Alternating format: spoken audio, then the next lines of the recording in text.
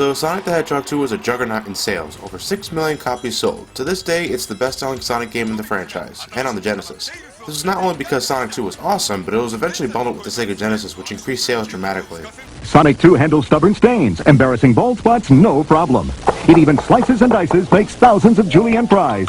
But wait, you can play it too! How on earth could Sega and Sonic Team top something like that? With Sonic the Hedgehog 3, that's what. Well, not in terms of sales, but in terms of gameplay, definitely. Sonic 3 was released on February 2nd, 1994, and it begins with Sonic jumping into the Sega logo. Yeesh, his head is huge! Upon starting the game, we're introduced to one of Sonic 3's new features, a save system. Yep, you can now save your progress and continue off in the zone you last stepped in. This effectively makes continues worthless, and pretty much gives you a level select when you complete the game. Poor continues. You shall be missed. This is also the first Sonic game that incorporates story elements into the gameplay. Well, yeah, Sonic CD technically did it first, but I never considered Metal Sonic Encounter's story elements. Sonic 3 takes place immediately after the events of Sonic 2. The Death Egg has been destroyed, but things take a turn for the worse when a floating island crashes into the ocean. Sonic and Tails board the tornado and investigate the falling island. While traveling toward the island, Sonic leaps off the back of the plane and becomes Supersonic. I'm guessing he just wants to get this done and over with. However, upon entering the shores of the island is when... So with that out of the way, as Sonic or Tails, it's up to you to conquer 6 more zones to stop Dr. Robotnik from rebuilding the Death Egg. Only 6 zones? Why are there fewer zones than Sonic 2? Anyway, in terms of gameplay, Sonic plays pretty much the same from his previous 3 games. The spin dash makes a return, but the super peel-out from Sonic CD is gone. Instead, Sonic has a brand new technique called the Insta-Shield. By pressing the jump button in mid-air, Sonic will surround himself with a shield for about a split second.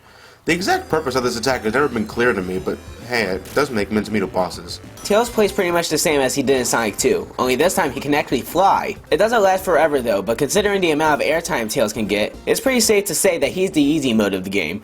Oh, and he can also swim, but I rarely use this technique. Also new to the game are elemental shields, the fire shield, the bubble shield, and the electric shield. Besides giving you an extra hit, they also protect you from attacks that correspond to their elements. The fire shield protects you from fire, the bubble shield prevents you from drowning, and the electric shield protects you from the, well, rare electrical attack. But it also draws in rings, which is pretty sweet. In addition, when using Sonic with the shields, you can utilize shield-specific attacks by pressing the jump button twice. With the fire shield, Sonic can do the fire dash, with the bubble shield he can do the bounce attack, and with the electric shield he can double jump. All of these shields kick ass in their own right, so never pass one up. Unfortunately, there are only 6 zones in this game, but the levels themselves are actually surprisingly big, especially for games back in that time period. Also introduced are Act 1 mini-bosses. Sure, they can be pitifully easy, but it was nice of them to add some extra depth to the game like that. Also, once you've beaten the mini-boss, the next level starts right away where the boss died, creating one giant world for Sonic to run around in. It's pretty sweet how big this game can actually be.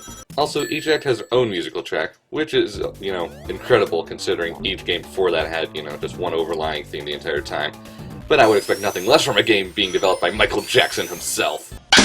Angel Island Zone. It's Green Hill Zone, but with a jungle that catches fire! Hydro City Zone. A water level in which the water is not actually a threat. Great music though, and it's pretty damn fast. Marble Garden Zone. No, it's nothing like Marble Zone. This zone is much faster and contains spinny tops which send Sonic flying when it touches the ground. Carnival Night Zone. This is very similar to Casino Night Zone in Sonic 2, packed with bumpers and casino-themed tricks, as well as the infamous barrels. These barrels are rather infamous for... I remember the first time I got here. It took me 12 hours to do. Just going up and down. Up and down. Okay, whatever, moving on. Ice Cap Zone. For an ice level, there really aren't any ice elements in it. There's no slippery surfaces, and even the water is safe to travel in. Where's my hypothermia, Sonic Team? Launch Base Zone. The final level of the game, and compared to Scrap Brain and Winged Fortress Zone, isn't that hard at all.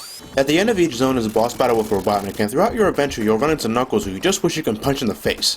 He's always one step ahead of you and tries to obstruct your progress. Now because you lost all the Chaos Summons at the beginning of the game, it's up to you to get them all back. That's where the returning special stages come in. This time, instead of collecting 50 rings and entering a goal post, you'll need to find giant rings scattered and hidden within each of the zones. This is certainly easier than having to painstakingly collect 50 rings with each checkpoint, but some of these rings can be pretty well hidden. Hell, I don't even think I found most of them yet, and I played this game for about 16 years. The special stages themselves are simple in design.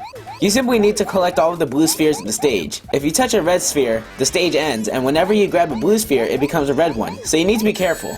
That is of course assuming you don't know how to transform spheres into rings.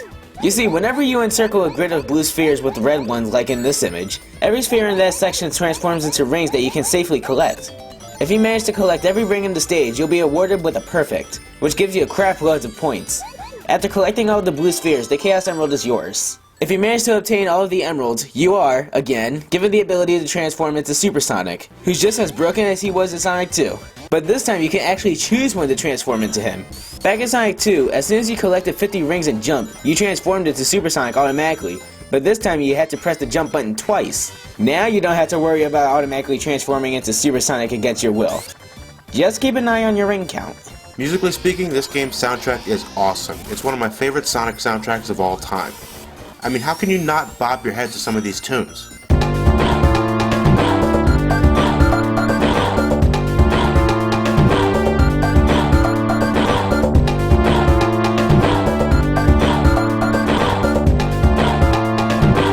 Graphically speaking, it's just as colorful and vibrant as you would expect from a Sonic game to be.